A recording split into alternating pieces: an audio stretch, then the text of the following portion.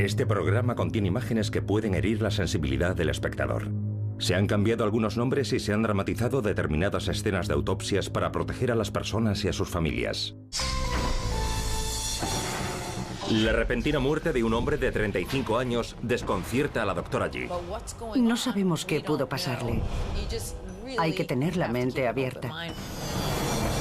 Y cuando surge la amenaza de una peligrosa bacteria, puede pasar cualquier cosa. Vuelves a poner la bacteria en el aire. Hoy tendremos que usar mascarilla. Después, un hombre aparece muerto en la cama. Y su familia teme lo peor. Les preocupa su depresión y que pudiera suicidarse. Vidas truncadas. Desconcertantes misterios médicos, revelaciones espeluznantes. Así son los casos diarios de la doctora Yi, médico forense. Riesgos ocultos.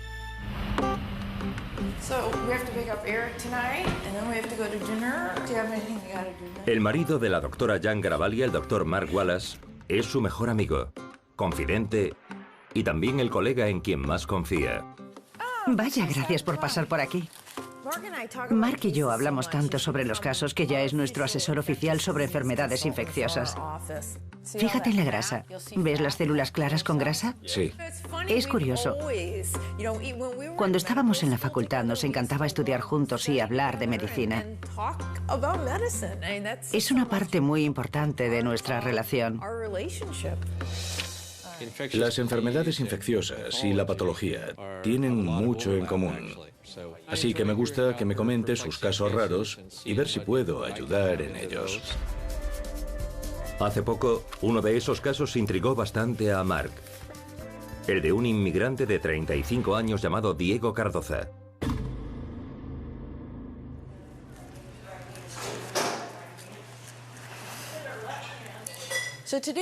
El caso de hoy es muy triste. Tenemos a un hombre guatemalteco de 35 años que vivía en una casa destartalada y sin electricidad. La tomaba de la casa de sus vecinos, con extensiones. Diego trabajó durante varios años como obrero. Pero cuando el trabajo en la construcción disminuye, la vida se vuelve más dura que nunca. Está claro que no tenía mucho dinero. También se ha divorciado hace poco, pero él y su exmujer, Clara, comparten la custodia de su hija Michelle. Por desgracia, es durante uno de los fines de semana con Michelle cuando se produce una tragedia. Es una preciosa mañana de domingo, y Michelle encuentra a su padre tumbado en el sofá porque está cansado. Ella se ofrece a hacerle el desayuno para que pueda seguir descansando. Creyó que él estaba durmiendo. Cuando el desayuno está preparado, Michelle va a despertarlo. Pero aunque lo zarandea, su padre no abre los ojos. Ve que no reacciona y se da cuenta de que le pasa algo. Corre a casa del vecino, este acude y llama a urgencias. Intentan reanimarlo. Hacen todo lo posible, pero ni siquiera se lo llevan al hospital porque ya está muerto. Michelle está perpleja. Y cuando Clara, su madre, llega, también se asusta por lo que ha ocurrido. ¿Qué pudo hacer que un hombre de 35 años muriese tan de repente? Ahora Michelle y Clara esperan que la doctora Yi les dé una respuesta. Pero cuando la doctora revisa el expediente del caso, se sorprende de que no contenga un historial médico que pueda ayudarla en la investigación. No va al médico, es un inmigrante y no tiene mucho dinero. Y además, su investigador solo logra reunir información fragmentada de la familia de Diego. Hay un problema, que el informe no es muy preciso debido a la barrera del idioma. Su familia no habla inglés, el vecino no lo habla muy bien y no conseguimos enterarnos correctamente de los detalles. Pero el investigador sí logra descubrir una pista clave. y tiene que ver con el agua del pozo de la casa de Diego.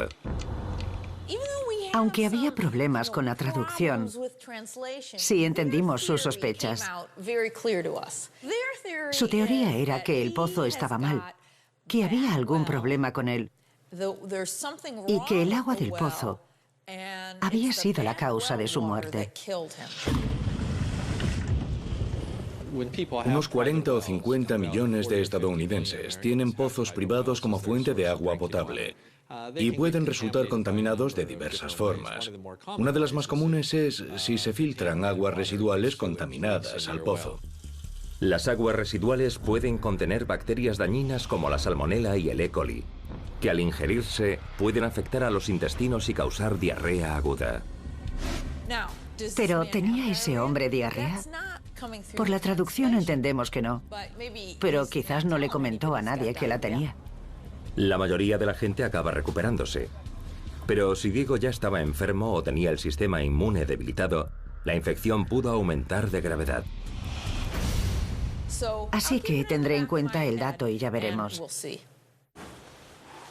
Pero entonces, la doctora G descubre otro indicio alarmante en el informe. Uno que hace que el caso tome un cariz distinto. El vecino dijo que Diego llevaba un par de semanas con dolor en el pecho y que no se sentía bien. Y hay algo aún más alarmante. El vecino creía que Diego expectoraba sangre. Eso abre un abanico de posibles patologías, porque no es normal expectorar sangre. Si es cierto, es un síntoma grave. Podía tener neumonía o cáncer de pulmón. Al parecer fumaba. Pero me preocupaba más que fuese tuberculosis. Resulta muy destructiva para los pulmones y puede hacer que expectore sangre. La tuberculosis es una enfermedad pulmonar muy común en los países en desarrollo. Pero también está aún presente en los Estados Unidos. Muy contagiosa, se contrae y propaga por vía aérea. Normalmente, la contraes cuando otra persona infectada tose o habla y tú inhalas la bacteria. Esa bacteria se te aloja en los pulmones y puede provocar una infección rápidamente. Teniendo en cuenta que habrá tosido en casa, si la tos deriva de la tuberculosis, la gente que está con él, su hija, su vecino o cualquier familiar que lo haya visto, corre el riesgo de haberse contagiado. Pero, dada la falta de información, es imposible saber seguro a qué se debía la tos de Diego. Ahora le toca a la doctora G averiguar exactamente qué le quitó la vida a este joven padre. Hay que estar abierto a todas las posibilidades.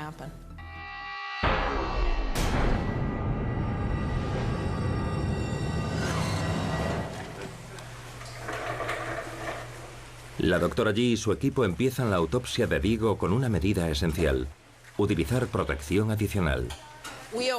Siempre adoptamos precauciones. Por supuesto, utilizamos guantes y batas. Como puede ser que tuviese tuberculosis, hoy tendremos que usar mascarilla.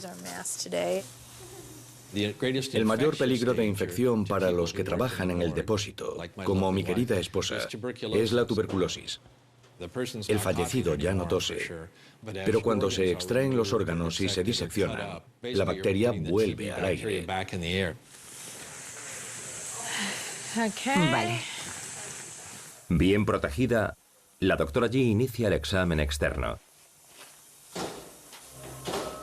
Y la primera impresión no es buena. Parecía enfermo. Por supuesto, todos los que pasan por mi depósito están muertos, pero algunos tienen mejor aspecto que otros, y él parecía enfermo. La cuestión es qué le hizo enfermar tanto. La doctora inspecciona el cadáver en busca de pistas. Y cuando le levanta los labios, encuentra algo curioso. En la boca tenía algo extraño, para ser alguien que nunca había ido al médico. Muy bien. Tiene un corrector dental, pero medio desmantelado, solo con los brackets en su sitio y sin alambre de unión. Me pareció muy raro que tuviese aquellos brackets. Pero eso no es todo. Vi que tenía algo de deterioro periodontal, las encías enfermas. La periodontitis la causan las bacterias de la boca, y los casos agudos pueden provocar infecciones graves en el resto del cuerpo. Pero el caso de Diego parece benigno. La calificaría como periodontitis de leve a moderada. Veamos. La doctora ahora estudia la posibilidad de que Diego muriese por beber agua contaminada. Primero busca indicios de deshidratación, consecuencia de la diarrea aguda. Para saber externamente si hubo diarrea, se examina la textura de la piel y también los ojos, si están secos y hundidos. Con cuidado examina los ojos y la elasticidad o tersura de la piel. En este caso, la tersura de la piel era bastante buena. Externamente no parecía deshidratado. Pero entonces, un leve detalle le llama la atención. Tenía el abdomen ligeramente distendido. Y esa distensión podría deberse a la hinchazón de los intestinos por la diarrea. La doctora G se pregunta si la teoría de la familia será correcta después de todo. La familia sigue pensando que ha muerto por el agua contaminada del pozo, así que buscaré indicios de diarrea en los intestinos. Bien. Desde luego no lo sabremos hasta que abramos.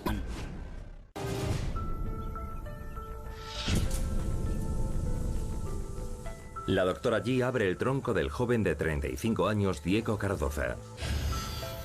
Su familia cree que murió por beber agua contaminada.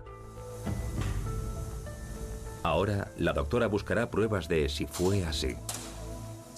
Así que abrimos el cadáver y examiné el abdomen.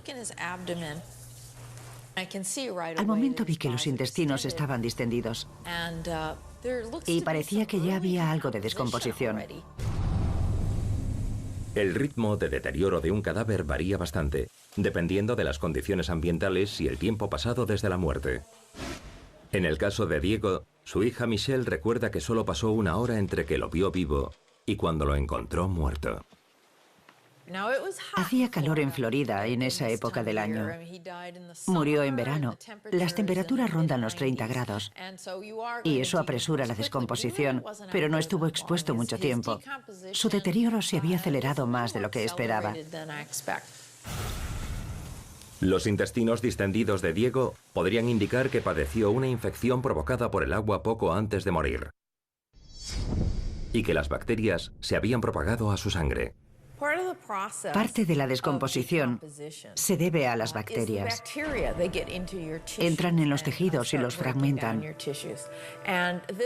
Y el proceso se acelera si estás enfermo y ya tienes infección en la sangre. Así que tendría diarrea y la infección se extendió. A continuación, la doctora corta varias secciones de los intestinos. Pero solo estaban distendidos por gas.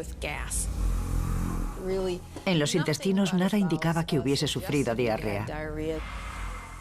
Por ahora, no hay indicios que prueben los temores de la familia sobre el agua contaminada. Muy bien. Pero ahora, la doctora se enfrenta a una inquietante pregunta. Si el agua contaminada no lo mató, ¿qué lo hizo? Tuvo tos durante 2 semanas. No fue al médico y expectoraba sangre. Por tanto, creo que la causa estará en el pecho.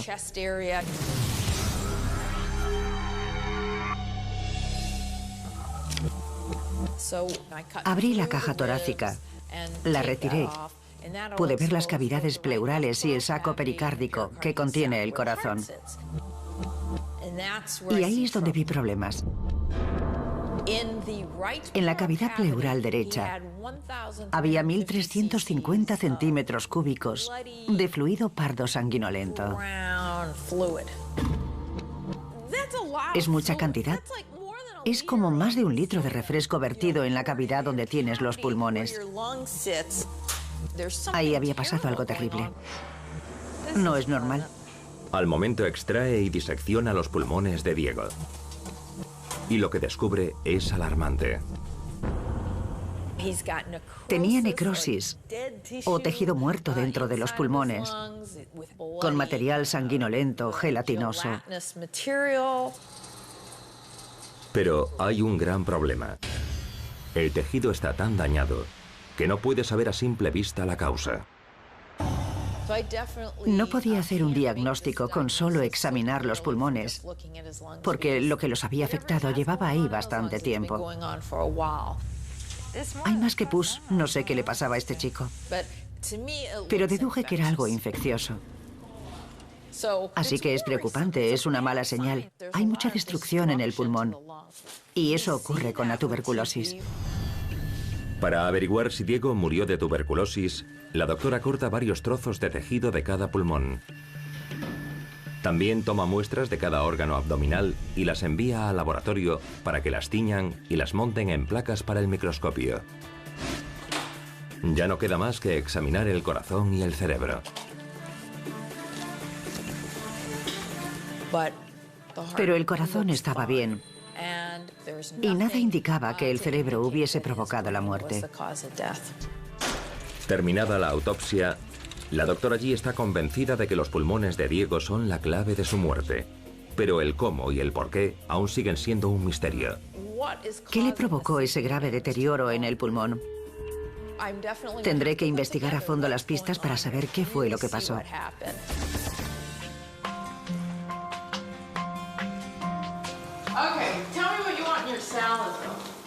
Al final de un duro día en la morgue, la doctora G se relaja en compañía de su hijo Eric y su marido, el doctor Mark Wallace. Pero la conversación no tarda en derivar hacia el trabajo. Nuestros trabajos tienen mucho en común, así que es fácil intercambiar ideas y a veces nos ayudamos mutuamente. Hoy comentan el caso más reciente de la doctora, el del joven de 35 años Diego Cardoza. Dije, me llegó un chico cuya familia cree que enfermó por beber agua de un pozo. Pero expectoraba sangre y en la autopsia encontré un pulmón muy mal. Es muy raro ver tanta destrucción pulmonar, y sobre todo en alguien que muere en casa. ¿Será tuberculosis? Sigo preocupada por eso. El problema es que no sabemos por qué tenía así el pulmón. Tendré que examinar las muestras al microscopio.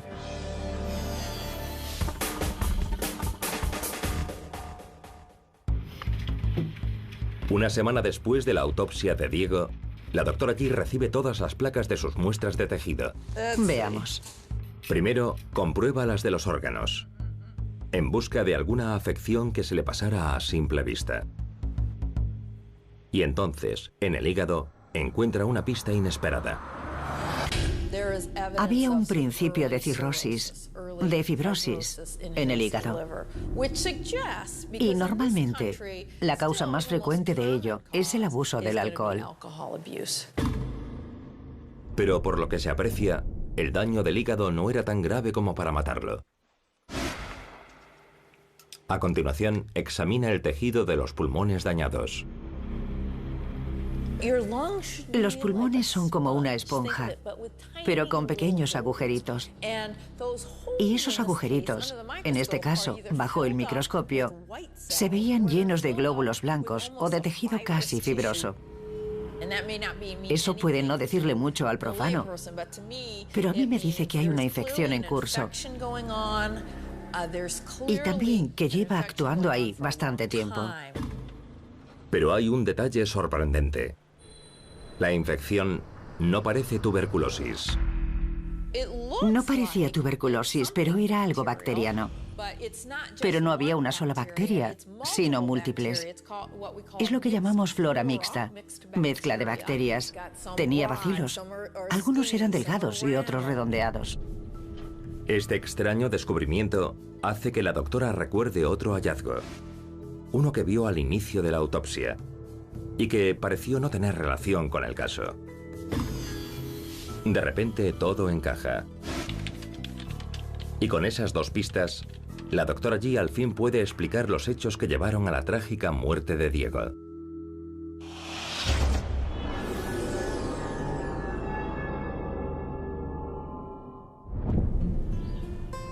Son las 5 de la tarde de un viernes y Diego Cardoza no podría estar más contento. Su única hija, Michelle, lo visitará este fin de semana y está decidido a disfrutar de su tiempo con ella, aunque desde hace 2 semanas no se encuentra muy bien. Se quejaba de dolor en el pecho y tenía tos. Pero Diego está más que un poco enfermo. Ha contraído una grave infección bacteriana en los pulmones que lo está matando lentamente.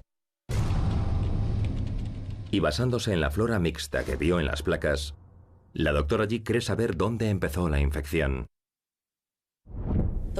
Esas bacterias llegaron desde la boca. Procedían de la periodontitis. Estaban ocultas entre los dientes. La doctora G cree que Diego aspiró o inhaló bacterias desde la boca hasta los pulmones y desarrolló una enfermedad llamada neumonía por aspiración. Muchos de nosotros, lo crean o no, las aspiramos mientras dormimos. Pero tenemos un mecanismo, el reflejo faríngeo, que nos ayuda a echar fuera esas bacterias. Pero Diego sufre varios problemas que pudieron disminuir su capacidad para combatir la infección.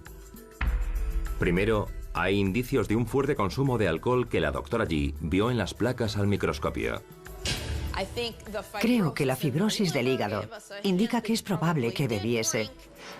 Y en muchas ocasiones, el principal motivo de que el reflejo faríngeo no funcione bien es el alcoholismo, que se produzca un desmayo. Así que sospecho que hace un par de semanas, cuando nadie lo vio, bebió tanto que se desmayó. Durante el desmayo es probable que aspirase alguna secreción oral. Y esas secreciones estaban cargadas de bacterias debido a su enfermedad periodontal. Y con el reflejo faríngeo debilitado, las bacterias llegaron fácilmente a los pulmones. Fue el segundo ataque contra Diego. Entonces, las bacterias empiezan a multiplicarse. El organismo intenta combatir la infección y esta acaba extendiéndose por todo el pulmón. Pero no es corriente morir por eso. De hecho, el índice de mortalidad puede ser menor del 1%, porque puede tratarse fácilmente. Hay lugares a los que la gente puede acudir para recibir tratamiento gratuito. Podría haber conseguido los antibióticos de forma gratuita, pero no aprovechó esos servicios. Diego ignora sus síntomas y eso le da la puntilla. Ahora, 2 semanas después de inhalar las bacterias de la boca, tiene todos los pulmones destruidos. Y entonces, las bacterias entran a matar. Parte de ellas se extienden por el resto del cuerpo y la sangre. Diego no tarda en sufrir una fuerte caída de la presión sanguínea. Después, el corazón ya no puede latir más. Y Diego muere tumbado en el sofá.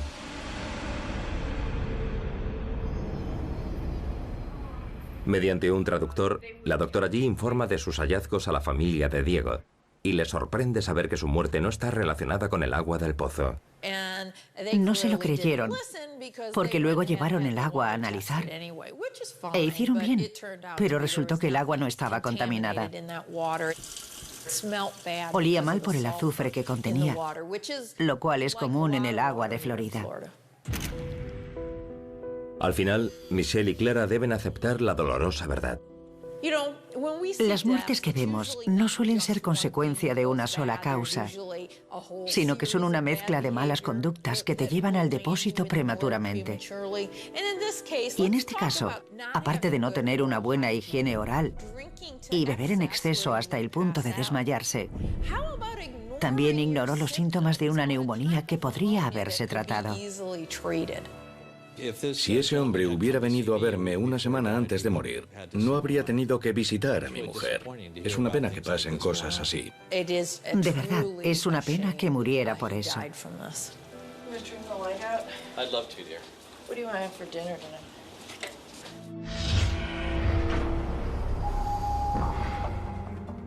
Las muertes inesperadas siempre son trágicas, sobre todo cuando los seres queridos desconocen su causa. Y en el siguiente caso de la doctora G, hay impaciencia porque llegue al fondo de otra pesadilla familiar. Siempre me preocupa no encontrar respuestas para la familia. Hoy, la doctora G hace un hueco en su apretada agenda para darle las gracias al personal del depósito del Distrito 9.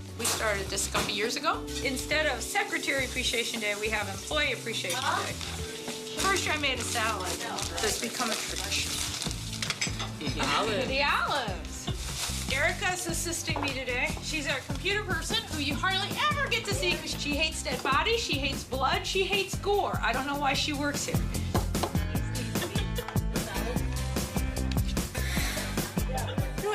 En el depósito todo el mundo trabaja duro, así que es agradable reunirse, disfrutar un rato juntos y desconectar de la sangre y las vísceras.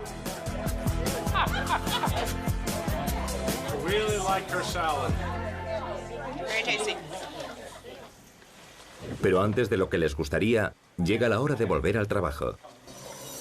Y la doctora debe ocuparse del siguiente caso. Tenemos un varón de 51 años a quien su hermano encontró muerto en la cama.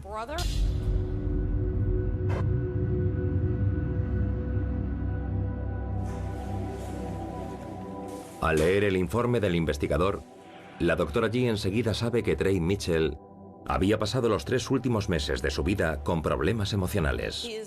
Su mujer lo había dejado y se llevó consigo a las hijas de ambos a Gran Bretaña. Había ocurrido hacía bastante poco y estaba muy disgustado. Y Trey vive desde entonces con Rick, su hermano mayor. Para ayudarlo a superar la depresión y levantarle el ánimo, el hermano procura sacarlo de casa y salen a cenar con unos amigos. Al principio parece que Trey se está divirtiendo. Pero a mitad de la cena, de pronto, decide marcharse. Sufría dolor agudo en la rodilla, padecía artrosis o desgaste. No era raro, pues llevaba tiempo con mucho dolor. Rick decide quedarse y terminar la cena. Cuando llega a casa después, supone que Trey ya estará dormido y va a acostarse. Al día siguiente, el hermano se fue a trabajar y cuando volvió a casa por la tarde, lo encontró aún en la cama. Durante varios momentos tensos, Rick intenta despertar a su único hermano, pero Trey está azulado y frío al tacto. Llama a urgencias, pero ya es tarde. Murió sin gran agonía. Parece que llegó a casa, se acostó y murió.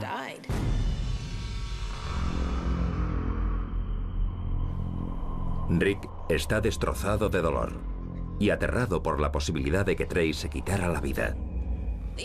Le habían arrebatado a sus hijas y no lograba superarlo. Como estaba deprimido, temían que se hubiese suicidado. Y cuando los investigadores de la doctora G llegan al lugar, descubren algo que solo aumenta los temores de Rick. 2 tubos de analgésicos al lado de la cama de Trey. Había naproxeno, que tomaba para el dolor de rodilla. Es un antiinflamatorio no esteroideo. Sería muy difícil morir por una sobredosis de naproxeno, algo muy raro. Pero tomaba propoxifeno, que es un narcótico suave. Y sí podría haber muerto por una sobredosis. No es el primer caso que veo. Puede ser indicio de suicidio. También es posible que Trey se pasara sin querer con la medicación. Si alguien sufre dolor crónico, siempre es posible que no lo aguante y se pase con el tratamiento. Me han llegado casos así. Averiguar si fue intencionado o accidental es muy difícil. Hay que ver lo aguda que es la sobredosis. Comprobamos si hay residuos de pastillas para hacer un cálculo de cuántas se tomó. En una sobredosis te tomas gran cantidad de pastillas. Si la ingesta es accidental, te tomas solo lo suficiente para que te mate. Por el miedo. Nuevos episodios solo en Crimen de Investigación. Con todo, teniendo en cuenta las circunstancias de la muerte de Trey, la doctora Yi debe sopesar otra posible causa.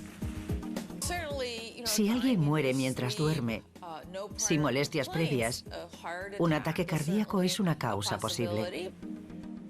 Pero hasta hacer la autopsia, no hay más que teorías.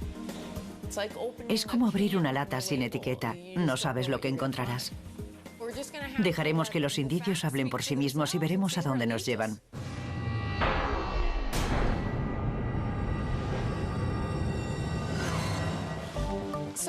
En el examen externo lo encontré muy bien. Era bastante alto, de complexión media. No había indicios de traumatismos externos, ni erupciones. No tenía aspecto enfermizo, así que parece que lo que lo mató lo hizo rápido. La doctora empieza con un examen detenido de la cabeza de Trey.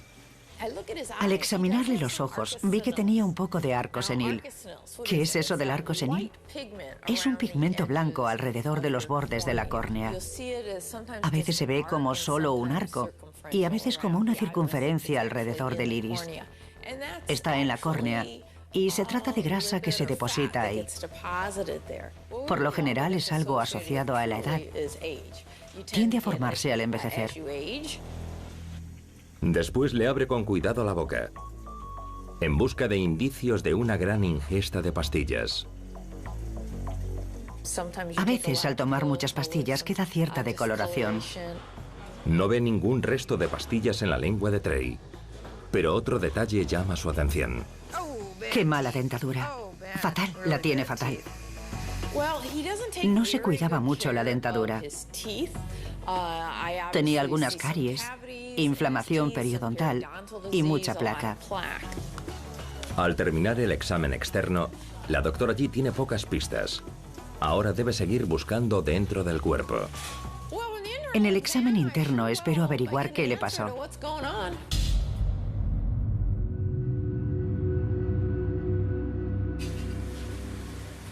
La doctora desliza el bisturí a través del pecho de Trey Mitchell y sigue esternón abajo, con la típica incisión en Y.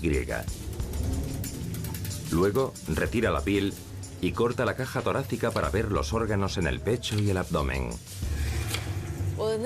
En este caso, antes de extraer los órganos debo tomar muestras para toxicología, porque el suicidio es una posibilidad. La doctora Yi después revisa los órganos en su ubicación natural y al momento ve una anomalía. Los pulmones estaban bastante hinchados. Cada uno debería estar en su propia cavidad pleural.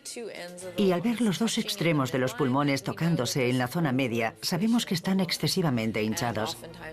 A menudo es lo que ocurre con el enfisema o el asma, así que veremos si es eso cuando los diseccione.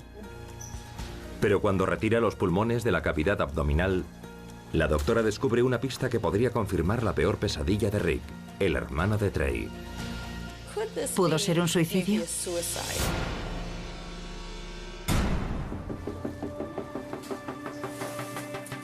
La doctora pesa los pulmones de Trey Mitchell, que apareció muerto en la cama hoy por la mañana. Los pulmones pesaban mucho. Y el bisturí no tarda en revelar otra pista alarmante. Había fluido edematoso en los pulmones.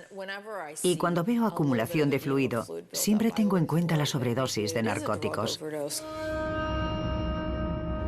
Rick está desesperado por saber si su hermano Trey, deprimido por la ruptura de su matrimonio, se quitó la vida. Pero la doctora Yi no estará segura hasta ver los resultados del informe toxicológico. A ver qué tenemos aquí. A continuación, disecciona los pulmones para ver si hay indicios de patologías naturales, como asma o enfisema. No vi indicios de asma, pero era fumador. Y tenía algo de enfisema, con lo que llamamos pigmento antracótico. Esto es por el tabaco. Aunque está claro que el tabaquismo de Trey le provocó un daño, la doctora no cree que fuera tan grave para ser mortal. No vi nada de extrema gravedad.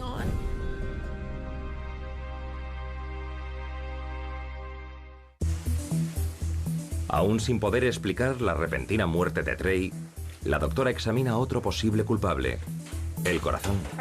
El corazón parece estar bien. Al principio no parecía estar muy mal. Luego le revisé las arterias coronarias. Y encuentra algo alarmante. Al diseccionar los delgados vasos, descubre una acumulación de mortífera placa. Tenía sobre un 50% de estrechamiento de las coronarias, pero eso no suele provocar una muerte repentina hasta que llega al 75%. Padece aterosclerosis, pero no tan grave como para que lo matara de repente. Pese al nuevo callejón sin salida, la autopsia aún no ha terminado. Bien, espera, ¿dónde está el estómago? Todavía tengo que examinar el estómago y ver si contiene pastillas o restos de ellas. Muchos la consideran la parte más desagradable de la autopsia. El tener que ver el contenido del estómago hace que muchos médicos no quieran ser forenses. Es más, algunos de mis ayudantes no soportan ver el contenido del estómago. Lo que menos me gusta de la autopsia es el contenido del estómago. Cuando abres el estómago y sacas el contenido, entra en contacto con el aire por primera vez. Entonces te llega un gran olor de lo que la persona haya ingerido y es desagradable. Sí, es asqueroso, pero hay que aguantar. No puedes escaquearte. Atenta a todo posible resto de medicamentos, la doctora Yi examina a fondo el contenido del estómago. No vi nada que pareciesen restos de pastillas, pero eso no quiere decir que no muriese de sobredosis.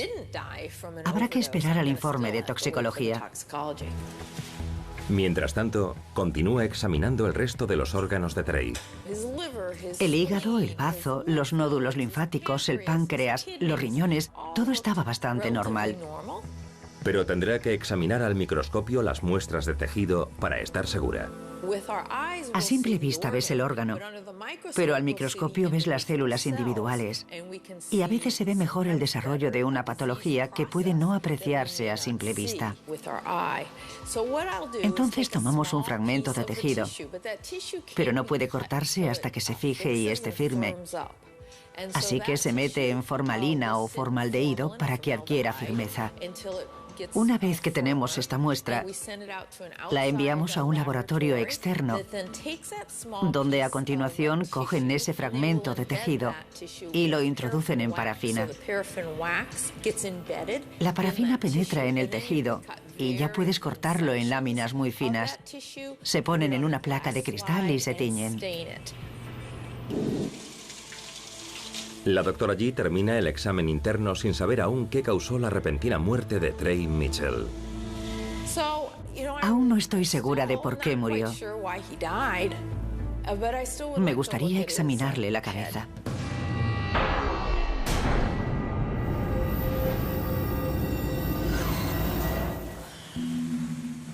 La doctora Yi corta el cuero cabelludo de oreja a oreja y retira la piel. Cuando retiré la piel, no vi signos de traumatismos. El ayudante Brian Macholsky usa una sierra oscilante para cortar alrededor del cráneo, para que la doctora pueda retirarlo. Retiro la calvaria y no veo indicios de traumatismo. Después, extrae el cerebro y empieza a diseccionarlo. Vale. Al examinar el cerebro, no vi indicios de lesiones. No sufrió un ictus, no había ningún tumor ni infección. O sea que en la cabeza no había nada que pudiera haberlo matado. Una vez terminada la autopsia ya he descartado bastantes cosas. Sabemos que tiene alguna anomalía, pero no lo que lo mató. Y cuando la autopsia termina, la doctora Yi sigue sin saber la causa de la repentina muerte de Trey Mitchell. Y cada vez parece más probable que el peor temor de Rick se confirme. Para las familias siempre es triste que la muerte sea por suicidio, pero hay que esperar al informe toxicológico.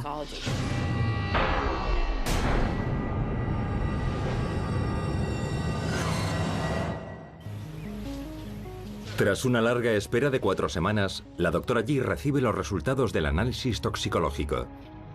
y al momento comprueba si el informe indica presencia de analgésicos en la sangre. El informe era un poco sorprendente. No había naproxeno y tampoco propoxifeno. De hecho, no había nada más que cafeína y nicotina.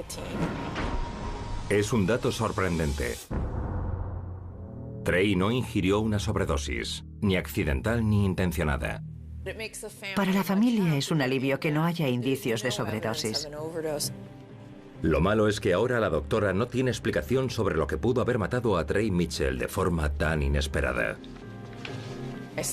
No tengo aún datos concluyentes.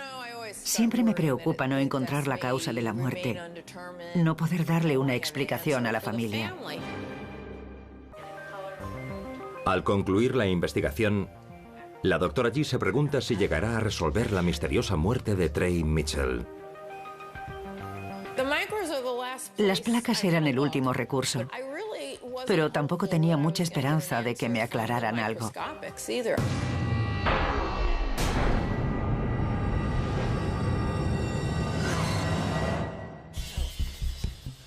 La doctora G empieza por revisar a fondo cada muestra de tejido pulmonar de Trey, en busca de anomalías que no se apreciaran a simple vista. Cuando examiné las muestras al microscopio, no vi indicios de asma o neumonía. Sí se podía apreciar el negro alquitrán, el pigmento del tabaco, pero nada que fuese grave. Luego examina las muestras de tejido cerebral. Estudié varias muestras del cerebro, incluida la de la membrana que lo cubre, y no vi patologías crónicas, ni indicios de inflamación, como por ejemplo encefalitis. No había signos de inflamación aguda, como una meningitis o una infección bacteriana. No había nada anómalo en el cerebro. Las opciones se acaban, y la doctora coge la última muestra, el tejido cardíaco. Y por un momento, no puede creer lo que ve. El corazón sí que me sorprendió. A través de la lente del microscopio, ve un indicio claro de problemas.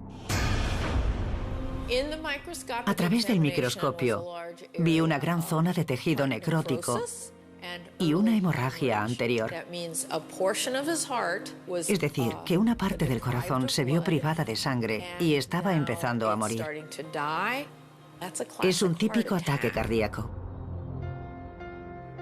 La doctora no pudo ver la necrosis en la autopsia porque el ataque de Trey ocurrió solo unas horas antes de su muerte. Estaba en una fase tan temprana que se aprecia al microscopio, pero no a simple vista. Pero la doctora no halló nada en la autopsia que indicase que Trey había muerto de un ataque cardíaco. El estrechamiento coronario no era tan grave. Tampoco tenía trombos o coágulos, que son típicos de un ataque cardíaco agudo. Lo que ocurre en este caso es algo un poco menos habitual.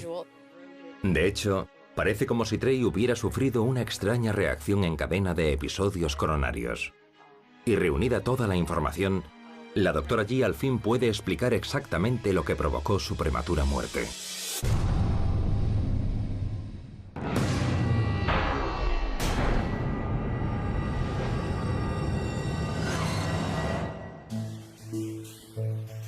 Trey Mitchell está deprimido desde su reciente divorcio. Pero en esta húmeda noche de septiembre, su hermano Rick está decidido a arrancarlo del sofá. Así que salió a cenar con su hermano y unos amigos. Trey parece estar pasándolo bien, hasta que de pronto decide marcharse, quejándose de que le duele la rodilla artrítica. Pero la doctora G tiene otra teoría. Nadie se va de una cena porque le duela una rodilla.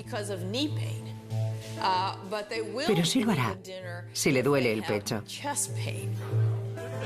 Basándose en sus hallazgos, la doctora sospecha que en realidad Trey estaba sufriendo un episodio cardíaco agudo llamado angina de Prinzmetal.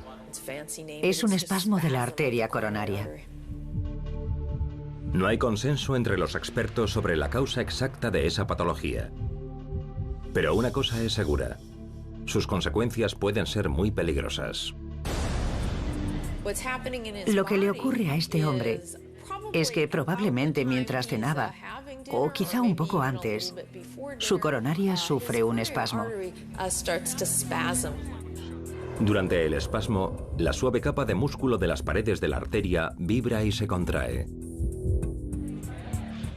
Aún en un corazón sin placa coronaria, los espasmos podrían ser dañinos.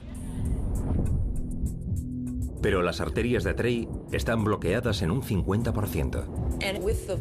Y como la arteria se contrae, el flujo sanguíneo pudo cortarse del todo debido a la placa.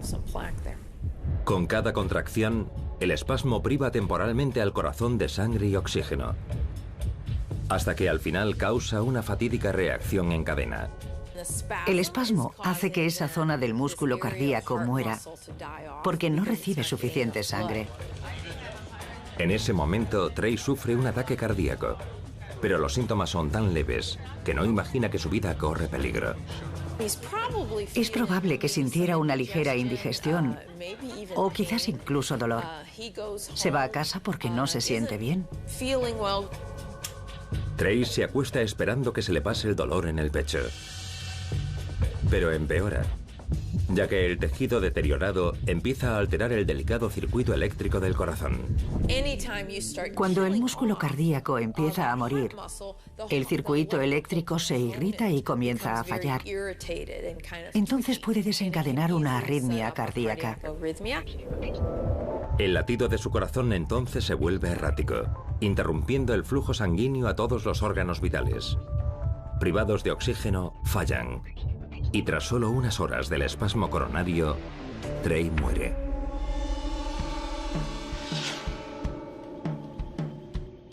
Hallada al fin la causa de la muerte de Trey, la primera llamada de la doctora G es a su hermano Rick. Para la familia fue un gran alivio que no fuese un suicidio.